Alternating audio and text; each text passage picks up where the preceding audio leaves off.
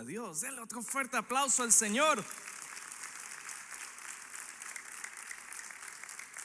Nuestro Dios es grande, santo, santo, santo. Qué bueno, qué hermoso es que podamos estar en esta mañana buscando del Señor, buscando de su presencia.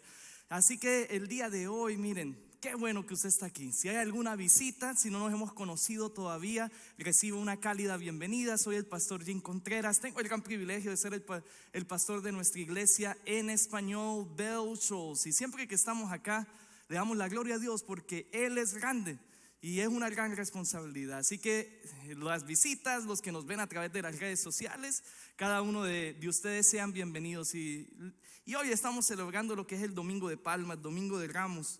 ¿Qué tal si inclinamos nuestro rostro y buscamos la presencia del Señor en esta tarde? Dios del cielo, en esta mañana venimos delante de ti buscando tu dirección. Señor, celebramos aquella entrada triunfal de tu Hijo, Señor, cuando entró a Jerusalén con un propósito y una misión en mente, Señor. Padre, Él es el Rey de Reyes, Señor de Señores.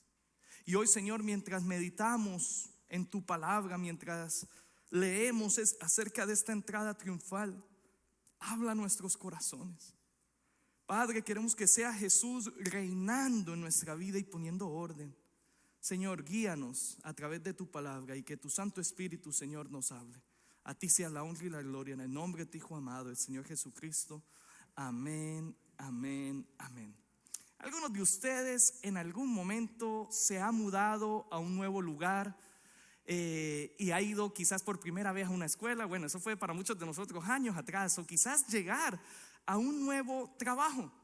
Ese primer día en ese lugar, ya sea en un nuevo trabajo, ya sea en una nueva escuela, es un momento donde apenas tú estás entrando a ese lugar y ya todos te están mirando. Yo recuerdo mi primer día en la high school, mi año de senior aquí en Estados Unidos, en una escuela que se llama Ruskin Christian School, en RCS. Y me recuerdo que yo era el chico nuevo en esa escuela. Una escuela cristiana pequeña. Y ese momento, ese primer día, todas las personas me estaban mirando, era el nuevo, y escuchaba, ¿quién es ese? Por supuesto, lo decían en inglés. Y lo que no sabían algunas de esas personas es que esa persona que era nueva, es decir, yo, el nuevo, terminaría siendo el gran amigo para unos, compañero para otros. Y también para otros solo para una, terminé siendo su futuro esposo, su esposo hoy. Así fue que conocí a mi esposa. Así que ese primer día de escuela o el primer día de trabajo en un lugar es fundamental, ya que es el momento donde tú puedes dar ya sea una buena impresión o incluso puedes dar una mala impresión a las personas. Yo por eso ese primer día de clases, apenas vi a mi esposa, le dije lo mejor que tenía en inglés. Le dije a mi esposa, "You have beautiful eyes". Y mira, funcionó. Pero es una historia verdadera. Fue lo primero que le dije a mi esposa fue eso. Siempre me han impactado sus ojos y hasta hoy me cautivan. Quería causar una muy buena impresión. Pero cada vez que llegamos a un lugar nuevo, ya sea una escuela nueva, un trabajo nuevo, nos ponemos bonitos, nos recortamos el pelo los caballeros, nos bañamos bien bañados para aquellos que a veces no se bañan, nos vestimos bien, nos sacamos, en Venezuela decimos sacamos la pinta, nos ponemos lo más bonito que tenemos. Yo me acuerdo cuando empecé un trabajo en un centro de llamadas. Era mi primer trabajo, por así decirlo, oficial, de oficina, ¿no? Nunca había trabajado en oficina y yo, mira, casi que me pongo hasta corbata, y me puse bien bonito. Y cuando llegué, creo que era el que estaba mejor vestido. Creo que I overdid it, como dicen en inglés. Ahora bien, en una situación como esta, acompáñame en esto, cuando tú entras a un lugar donde no te conocen, no importa lo que hagas, no importa qué tan bien te ves o qué tan mal te ves, la gente siempre se hará la misma pregunta cuando te vea entrar.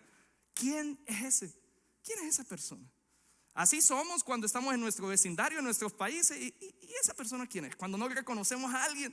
Incluso yo he vuelto a visitar la escuela donde me gradué de high school para predicar en ocasiones.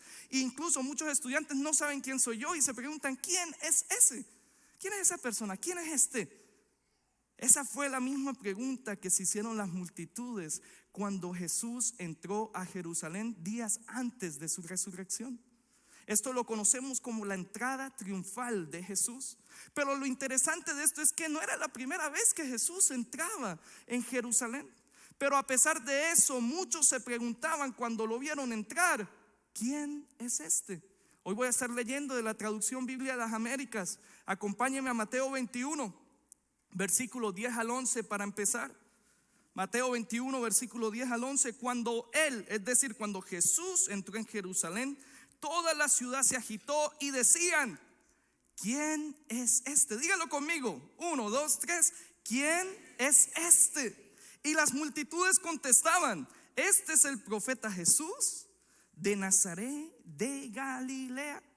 Fíjese muy bien, Jesús entrando. Y vamos a estar viendo esta entrada triunfal a fondo. Pero las multitudes se preguntaban: ¿quién es?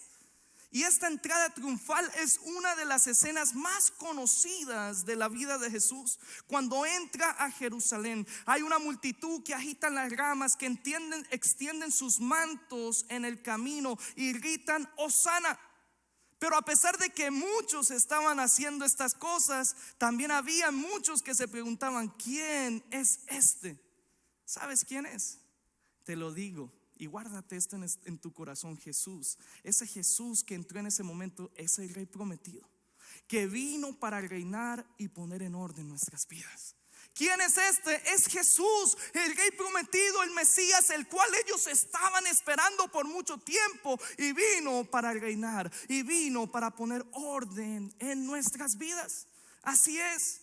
Ese es Jesús, el Rey que vino, y vino para establecer su reino, poner orden en la casa.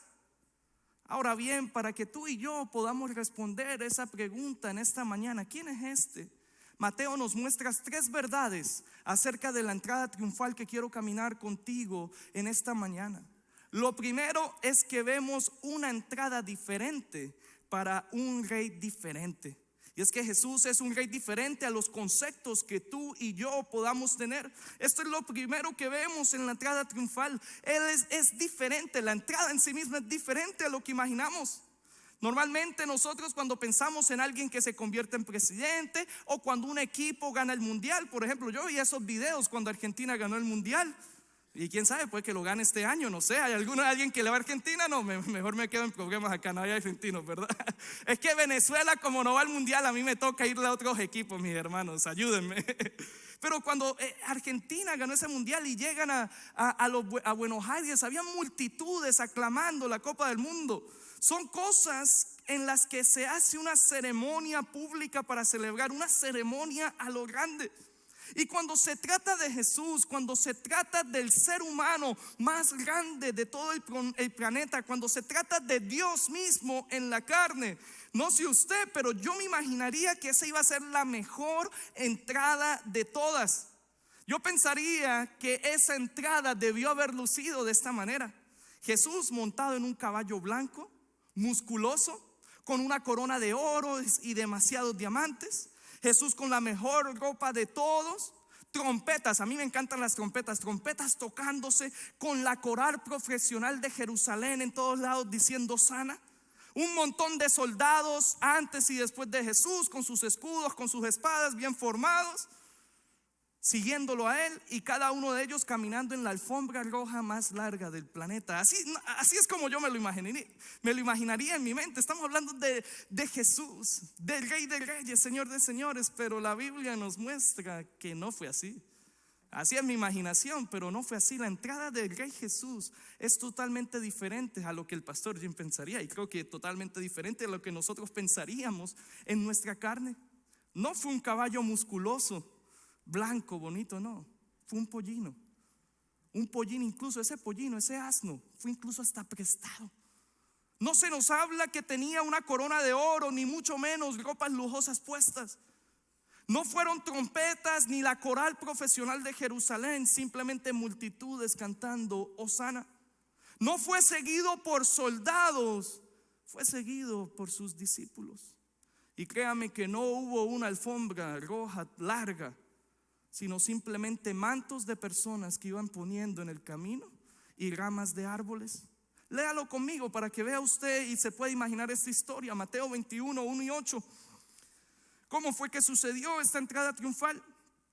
Cuando se acercaron a Jerusalén y llegaron a Betfagé, junto al monte de los olivos, Jesús entonces envió a 2 de sus discípulos diciendo: id a la aldea que está enfrente de vosotros, y enseguida encontraréis un asna atada y un pollino con ella. Desatadla y traédmelos. Y si alguien os dice algo, decid: el Señor los necesita, y enseguida los enviará. Esto sucedió para que se cumpliera lo dicho por medio del profeta, cuando dijo: decid la hija de Sión, mirad, tu rey viene a ti, humilde y montado en un asna, y en un pollino, hijo de bestia de carga. Entonces fueron los discípulos, se hicieron tal como Jesús les había mandado, y trajeron el asna y el pollino, pusieron sobre ellos sus mantos, y Jesús se sentó encima. La mayoría de la multitud tendió sus mantos en el camino. Otros cortaban ramas de los árboles y las tendían por el camino. Hasta ahí, ahorita seguimos, es que me emociono y puedo seguir leyendo. ¿Qué piensa usted de esta entrada? ¿Qué piensa usted de esto? El Rey de Reyes, esta es la entrada triunfal a Jerusalén. Humanamente hablando, esto es algo diferente a lo que esperaríamos del Rey del universo. Pensaríamos que la entrada de Jesús debió haber sido diferente, pero no lo es. Y es que Jesús no es un rey que debe adaptarse a nuestro entendimiento. Es decir, tú y yo no podemos determinar cómo Jesús, el Rey del universo, debe actuar o qué es lo que debe hacer, cómo debe ser su entrada a un lugar.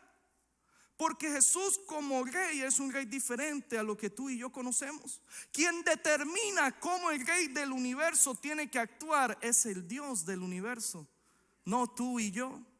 Zacarías 9:9 había profetizado este momento años atrás de que tuviera lugar. Dice así Zacarías el profeta en el Antiguo Testamento: regocíjate sobremanera, hija de Sión. Da voces de júbilo, hija de Jerusalén. He aquí tu rey viene a ti, justo y dotado de salvación, humilde, montado en un asno, en un pollino, hijo de asna. Wow. Así que desde el principio de las escrituras, cuando usted mira la Biblia, Dios revela que el rey prometido vendría de la línea de Judá. Esto lo sabemos, pero también dice la manera en que iba a entrar a Jerusalén. A lo largo de la historia, Dios ha estado preparando a su pueblo para la llegada del Mesías. Lo vemos en Isaías, lo vemos incluso desde el Génesis, lo vemos aquí en Zacarías. A lo largo de los profetas vemos profecías apuntando a la llegada de este Mesías, que iba a ser hijo de una virgen, que ninguno de sus huesos iba a ser quebrantado, que mirarán al que traspasaron. Cada una de estas profecías se hicieron mucho antes de que Jesús naciera. Y por supuesto la manera en que iba a entrar a Jerusalén días antes de su crucifixión es algo que fue profetizado. Por eso Jesús entra intencionalmente en Jerusalén montado en un pollino, para así cumplir la profecía que se hizo años atrás, cientos de años, asegurándose de que aquellos que conocían las profecías reconocieran exactamente lo que estaba haciendo Jesús. Ahora bien, la elección de Jesús de montarse en un asno, la profecía que nos habla de esto en sí misma, este gesto revela la naturaleza del reinado de Jesús. Permítame darle un contexto. Como les dije, la entrada de Jesús fue diferente porque Él es un rey diferente, porque Él vino a establecer un reino diferente. En la antigüedad, este es el contexto, los reyes montaban a caballo cuando iban a la guerra con otras naciones. Ese era el momento de montar a caballo. Pero también los reyes montaban un asno o un pollino, que es el hijo bebé o sea, un asno más joven. Lo montaban cuando llegaban a un lugar en son de paz. Entonces, cuando Jesús entra a Jerusalén montado en un pollino, significa que Él viene en son de paz, que Él es el rey de paz. Y Él ganaría la batalla. No quiere decir que Él estaba evitando una batalla, no, Él ganaría la batalla de una manera que nadie esperaba. No era por medio de una guerra que derrotaría al imperio romano, era por medio de la muerte de sí mismo. Es a través de su muerte y de su resurrección que Jesús venció los enemigos de su pueblo. el pecado, la muerte, a Satanás, y así entonces alcanzó la victoria y nos puedes dar a ti y a mí la paz verdadera. Mis hermanos, Jesús no vino para impresionar al mundo, vino a salvar el mundo. No vino para conquistar con espada, vino a conquistar con una cruz donde fue crucificado. No solamente vemos un rey diferente a lo que tú y yo podemos pensar, sino que también vemos que este rey fue celebrado por muchos, pero también mal interpretado. Y eso es lo segundo que vemos en la historia el día de hoy. Un rey celebrado, pero al mismo tiempo mal interpretado. Lea conmigo el versículo 9 al 11 en esta mañana. Y las multitudes que iban delante de él y las que iban detrás gritaban diciendo: Hosana al Hijo de David, bendito el que viene en el nombre del Señor, Hosana en las alturas. Cuando él entró en Jerusalén, toda la ciudad se agitó y decían: ¿quién es este? ¿Quién es este? Y las multitudes contestaban: este es el profeta Jesús de Nazaret de Galilea. Fíjese nomás, en esta entrada triunfal de Jesús fue celebrado por las multitudes. Las multitudes estaban gritando: Hosana, Hosana al Hijo de David, bendito el que viene en el nombre del Señor, Hosana en las alturas estaban gritando. ¿Qué significa Hosana? Significa sálvanos, sálvanos ahora. Estaban gritando: sálvanos, sálvanos ahora. Y es algo que proviene del Salmo 118 que se cantaba durante la época de Pascua. Así que el pueblo le estaba gritando a Dios, a Jesús: sálvanos, Dios en la carne. También cuando llaman a Jesús Hosana, Hijo de David, están afirmándolo a él como el rey prometido de la línea de David. Sin embargo, estas personas que gritaban Hosana, estas personas que le estaban gritando a Jesús: sálvanos, sálvanos, malinterpretaron el tipo de salvación que este rey había venido a traer. Muchos de los que gritaban Hosana fueron los mismos que días después le gritaron: crucifíquenle. No sé si usted había pensado en eso. Muchos de los que estaban ahí muy seguramente gritaron días después: crucifíquenle. Por el hecho de que Jesús no fue lo que ellos esperaban.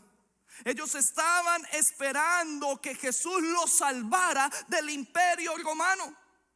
No de que Jesús fuera un salvador sufriente, que fuera a la cruz. Para ellos Jesús tenía que librarlos, salvarlos del imperio romano.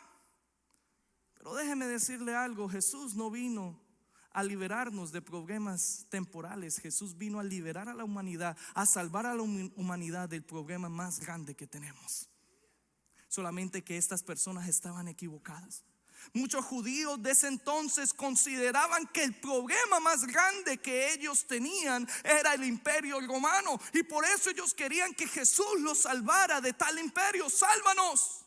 Ellos esperaban que el rey prometido, el Mesías, los liberara, los salvara de esa opresión y que él estableciera su reino en la tierra.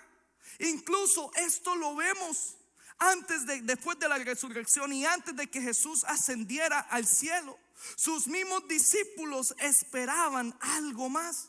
Vaya conmigo a Hechos 1:6. Vean lo que dicen los discípulos. Entonces los que estaban reunidos le preguntaban diciendo: Señor, ¿restaurarás en este tiempo el reino de Israel? Fíjese nomás. Ya Jesús había resucitado, estaba a punto de ascender al cielo y de estar a la diestra del Padre. Y sus discípulos en ese momento le dicen: Señor, ahora que has resucitado, ahora que vemos el poder, ahora sí vas a establecer tu reino, vas a restaurar al reino de Israel. Ellos en su mente pensaban: ok, ya hemos visto que tienes poder, pero mira, seguimos acá con los romanos. Ahora sí que vemos que tienes poder, ahora sí los vas a echar afuera. Y así como los judíos, nosotros también tenemos la tendencia de pensar que el mayor de nuestros problemas es algo físico. Los judíos, para ellos, pensaban que no, que Él nos tiene que librar de esta opresión. Y así tú y yo también pensamos que el mayor de nuestros problemas es una enfermedad. Muchos piensan que el mayor de nuestros problemas es una dictadura en nuestro país. Muchos piensan que el mayor de nuestros problemas es la muerte de un ser querido. Muchos piensan que el peor de nuestros problemas es una situación económica. Y por muy duro y dolorosas que sean cada una de estas cosas, porque claro que sí lo son, ninguna de ellas es el mayor problema que tú tienes y que yo tengo. ¿Sabes cuál es el mayor problema que tiene esta humanidad? El pecado. ¿Y qué es el pecado? Es separación de Dios. Ese es el mayor de los problemas que tiene la humanidad. Que sin Cristo tú y yo vamos directo a una condenación eterna, a una separación de Dios. Y ese es el mayor de nuestros problemas. Por eso Jesús entra a Jerusalén con un propósito en específico. Y ese propósito no era liberarlos del imperio romano, sino al contrario, morir en la cruz para días después resucitar y así lograr la redención, así lograr la reconciliación a través de su muerte y resurrección, para los que estaban separados a través de Él puedan volver a Dios Padre. Así que escúchame bien, claro que sí hay dolor en esta vida, claro que sí hay situaciones que tú y yo pensamos que es lo peor de lo peor, pero hay una situación que todos tenemos desde el momento en que nacemos, porque en pecado somos concebidos, y es separación de Dios Padre. Así que cuando tú estés sufriendo, cuando pienses que Dios es ajeno a tu dolor, cuando la aflicción tan grande que tú pasas en esta vida te lleva a pensar y a decirle a Dios: Dios, ¿por qué no haces algo? Porque en esas situaciones esa es nuestra humanidad. Yo lo he hecho. Crecer en un país sin un padre, que mi padre sea asesinado cuando yo tenía 3 años de edad. Créame que de pequeño yo: Dios, ¿por qué no haces algo? ¿Por qué permitiste eso? Y así tú y yo, estas situaciones nos llevan a mirar arriba: Dios, ¿por qué no haces algo? Este pueblo judío estaba esperando que Dios hiciera algo en medio de la aflicción del imperio romano. Oh, pero en esos momentos en el que tú y yo miramos al cielo, en el que tú y yo nos preguntamos por qué Dios no hace algo, en ese momento debemos de mirar la cruz. En esos momentos debemos de recordar que Dios lo hizo todo. Él lo dio todo por ti. Envió a Jesús a sufrir y morir para que pudieras tener vida, y vida en abundancia. Déselo fuerte si se lo va a dar.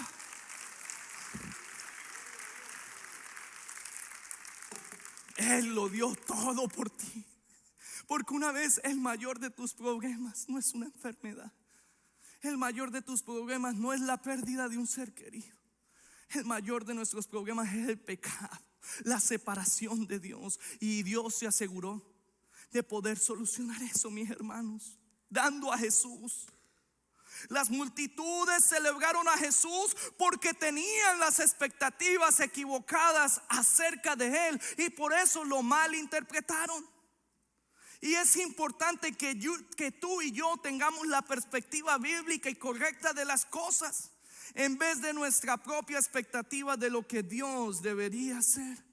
Escúcheme muy bien: para Dios nunca se trató del alivio temporal de una situación física. Siempre se trató del alivio permanente de una situación espiritual y eterna, en la cual tú y yo no teníamos la manera de salir de ella. Siempre se trató de lo eterno.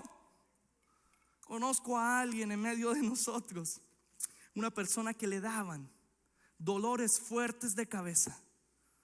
¿Alguien acá ha sufrido de dolores fuertes de cabeza?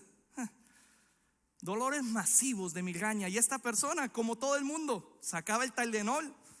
Mi esposa, de vez en cuando en Colombia está el Cebedol, y mi mami siempre me lo trae cuando viene, y mi esposa ya me dice: Jim, dame un Cebedol. Dame un Cebedol, que esto está muy duro. Y esta persona, tantos dolores de cabeza, ¿qué hacía? Pues iba al Tylenol y iba a estas medicinas, y esas pastillas ofrecían, por supuesto, un alivio temporal, pero al rato volvía ese dolor de cabeza tan grande. Mis hermanos, no fue hasta que esa persona tuvo una cirugía en su cabeza y pudieron remover el tumor que tenía, que esa persona pudo recibir un gran alivio en su cabeza. Mis hermanos, a donde quiero llegar y amigos, el mayor de los problemas que tenemos no son las situaciones de dolor, no es el sufrimiento, no es un dolor de cabeza. El mayor de nuestros problemas es el pecado que habita en nosotros y nos separa de Dios, ese tumor. Y Dios ya ofreció la solución para esto. Y no es un Tylenol, es Jesús. Es Jesús. Aquel que fue celebrado por las multitudes, pero interesantemente esas multitudes no sabían quién era verdaderamente Jesús y cuál era el propósito de su entrada a Jerusalén. Incluso sus mismos discípulos malinterpretaron. En muchas ocasiones Jesús les anunció su muerte. Y Pedro en un momento, no, eso no va a pasar. Jesús, apártate de mí, Satanás, porque es necesario que yo vaya a través de eso. Mis hermanos, esa era la misión, pero la gente no lo entendía. El problema no era que las multitudes no creían en Jesús. El problema era que ellos creían en un Jesús que ellos mismos se habían inventado. Por eso la ciudad se preguntaba: ¿quién es este? ¿Quién es este? Y las multitudes respondían diciendo: bueno, este es Jesús, un profeta de Nazaret. Lo cual es una respuesta que contiene verdad, pero está incompleta. Déjeme decirle, Jesús es más que un profeta. Jesús es el Mesías prometido, es el hijo de David, el rey prometido de la línea de Judá, y aquel que había venido para salvar al mundo del mayor de los problemas. Y podemos hablar de esto mucho, pero quiero preguntarte a ti el día de hoy: ¿quién es Jesús? ¿Quién es ese que entró a Jerusalén hace alrededor de 2000 años atrás? ¿Quién es? ¿Qué me dirías? ¿Es Jesús el rey de tu vida? ¿Es Jesús el rey de tu vida en esta mañana? Y si me dices sí, Jesús verdaderamente es mi rey, entonces la autoridad de tal rey debería de transformar tu vida. Y esto me lleva a lo tercero que quiero dejarte en esta mañana. Si Jesús es el rey en nuestra vida, entonces Él debería de tener toda la autoridad para reinar y poner en orden nuestra vida. Si verdaderamente Él es el rey de mi vida, entonces como rey Él tiene la autoridad y el derecho de quitar lo que haya que quitar y de poner orden en tu vida. Eso es lo que vemos exactamente que Jesús hace al entrar a Jerusalén, que nos dice Mateo. Según Mateo, después de que Él entró a Jerusalén, en los versículos 11 y 12 se nos dice: y entró Jesús en el templo y echó fuera a todos los que compraban y vendían en el templo, y volcó las mesas de los cambistas y los asientos de los que vendían las palomas, y les dijo: escrito está, mi casa será llamada casa de oración, pero vosotros las estáis haciendo cueva de ladrones. Wow. Imagínense por un momento una entrada que la gente estaba gritando, exclamando, y lo que vemos inmediatamente después, a un Jesús volcando las mesas, volcando las sillas. Fíjese muy bien, inmediatamente después de la entrada triunfal, Jesús está purificando, limpiando, poniendo orden en la casa. Porque cuando un rey establece su autoridad, pues ese rey viene a restaurar el orden y a eliminar todo tipo de corrupción. Esta purificación, cuando vemos a Jesús volcando las mesas, diciendo estas cosas, nos muestra un acto de su autoridad.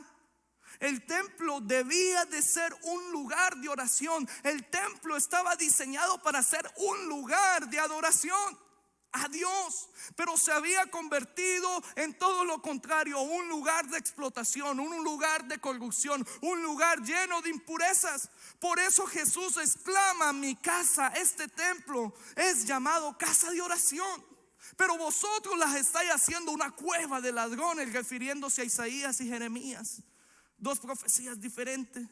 Y entonces cuando Jesús hace esto, que quizás a muchos de nosotros nos choca cuando lo vemos de buenas a primeras, créame que Él tiene la autoridad como rey para hacer eso. Al entrar a Jerusalén puso en orden en el templo, echando fuera todos aquellos que habían hecho del templo una cueva de ladrones. Y vuelvo a preguntarte, ¿quién es el rey de tu vida? ¿Quién es el rey de tu vida? ¿Es Jesús tu rey? Y si me dices que sí, entonces tu vida demuestra que Jesús es el que está reinando en tu vida. Oh, si tú y yo hemos dejado que Jesús entre en nuestra vida, si tú y yo decimos y afirmamos que Jesús es nuestro rey, pues entonces nuestra vida debe de demostrar que Él está reinando y que vivimos bajo su autoridad. Porque si Él reina, ¿sabes qué nos dice la palabra? Que nuestro cuerpo se convierte ¿en qué?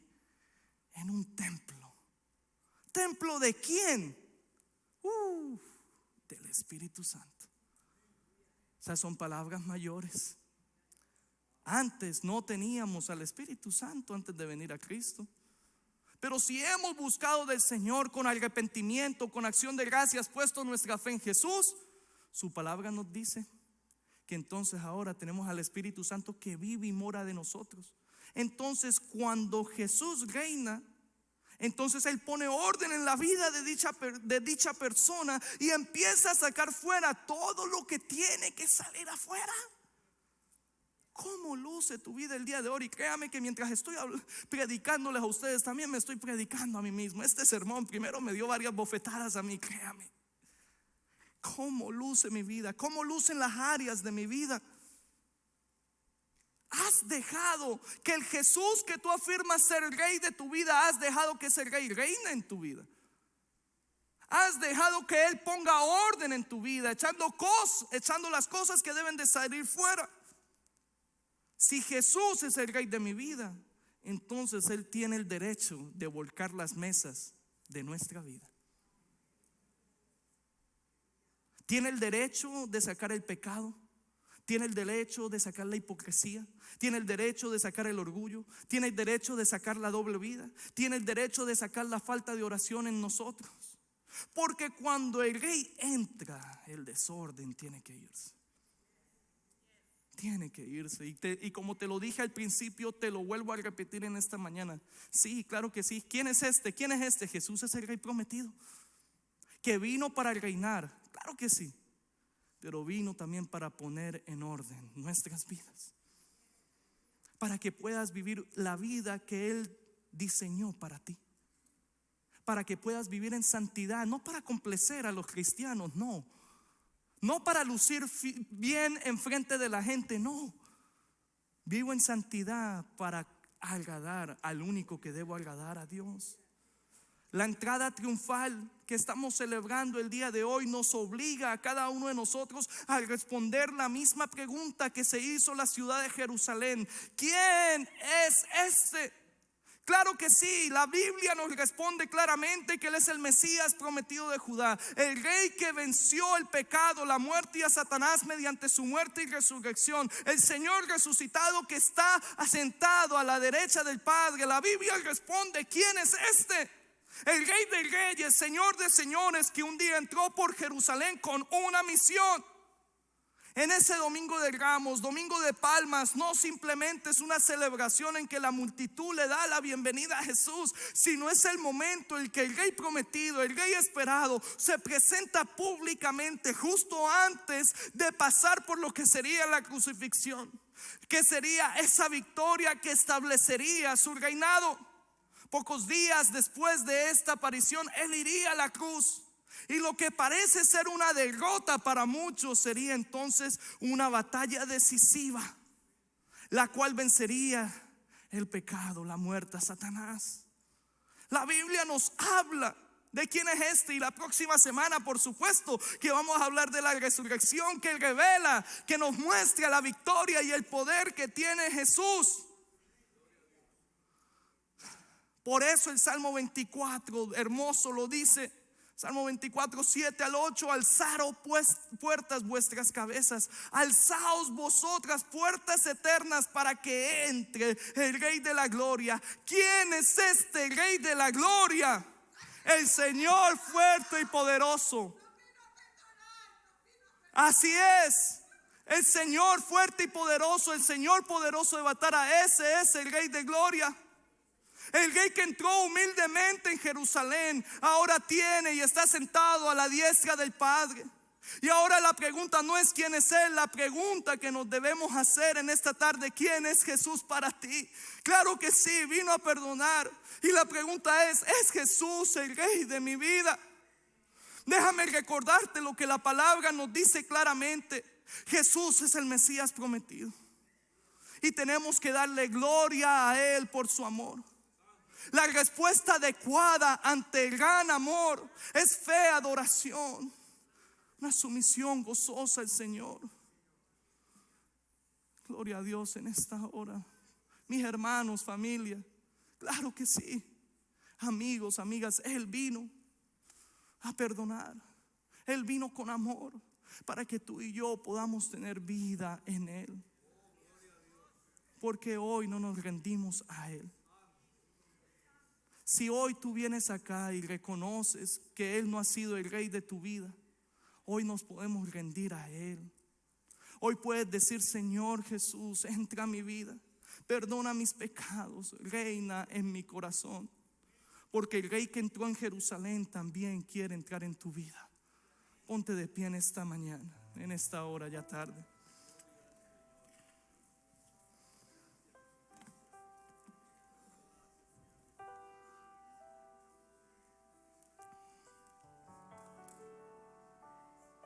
Dios es un Dios grande. Deja que Él te ministre en esta mañana. Es un Dios de propósito, y Él quiere reinar en tu vida. Lo dio todo por ti, todo, su Hijo. El día de hoy, mira tu vida. ¿Cuál es el Jesús que tú quieres? El Jesús que nos habla la palabra, que vino a perdonar, a cambiar nuestra vida. Inclina tu rostro, y si tú estás acá el día de hoy y quieres que Jesús trabaje, ¿por qué hoy no vienes a Él en oración? Señor, ayúdame. Señor, trabaja en mi vida. Hay poder en Él. Claro que sí lo hay. Hay propósito en Él. Pero en amor, ese Dios quiere que vivamos vidas que le den la honra y la gloria a Él. Jesús te ama tanto que entregó a Jesús por ti. Y su palabra nos dice que si venimos a Él en arrepentimiento y ponemos nuestra fe en aquel Jesús, podemos tener vida y vida en abundancia. Si ese eres tú el día de hoy, inclina tu rostro y puedes orar en tu corazón algo como esto: Dios del cielo, vengo delante de ti, reconociendo que tú eres un Dios poderoso, reconociendo que enviaste a Jesús, al Rey de Reyes, Señor de Señores, que no hay otro nombre sobre la faz de la tierra como el de Jesús, Señor, en el cual toda rodilla un día se doblará, Señor amado. Y hoy, Señor, a través de tu palabra que ha sido expuesta, te pedimos, Dios del cielo, que seas tú cambiando vidas, que seas tú reinando en los corazones de los que estamos aquí, Señor. Ninguno de nosotros somos perfectos, Señor. Todos, cada uno de nosotros somos culpables delante de ti, Dios Padre. Pero gloria sea a ti, Señor amado, que enviaste a Jesús a morir en aquella cruz del Calvario, para que así alguien como yo, Señor, que estaba perdido y muerta, pueda tener vida y vida en abundancia, Señor.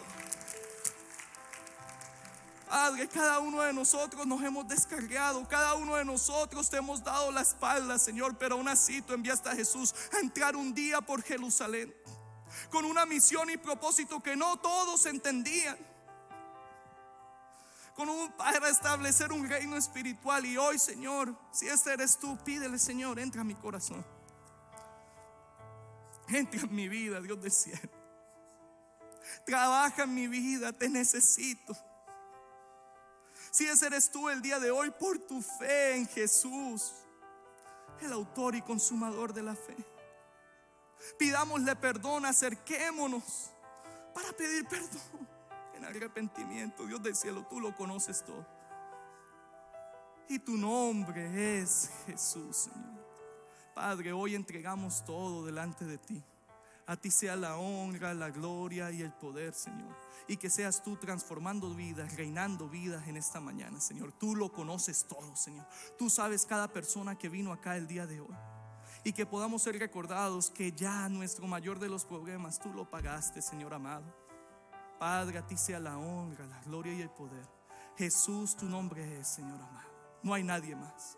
En el nombre de tu Hijo amado, el Señor Jesucristo. Amén, amén. Mis hermanos, si alguno de ustedes necesita hablar conmigo, con alguna de las personas de nuestros diáconos, vamos a estar en el lobby, pero cante con nosotros en esta hora. Dele un fuerte aplauso al Señor.